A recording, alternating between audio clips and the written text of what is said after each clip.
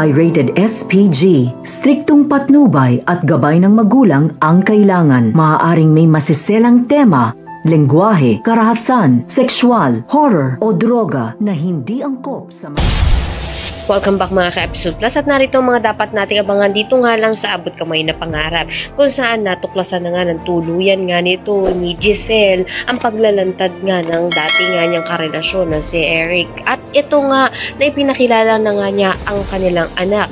At narito nga nagulat nga ang lahat dahil buong akala nga nito ni Giselle ay wala na ang kanyang anak. Dito na nga rin pinagtapat nga nito na sinabi niya nga sa kanyang ama na wala na nga raw siyang inang kinikilala dahil matagal niya na nga itong binaon sa limot. Sa kabilang banda naman nga ay nag-aala naman nga ito nga si Lynette dahil na nga rin sa nalalagas na ang kanyang buhok. Kaya naman sinabi niya nga ito nga kay Doc Denise kung normal nga ba ito. Dito na nga rin magkakaroon nga ng pag-iibang bansa muna ito nga si Lynette at Annalyn upang sa gayon nga maipasyal naman muna nga niya ang kanyang ina, subalit naroon din niya itong si Moira.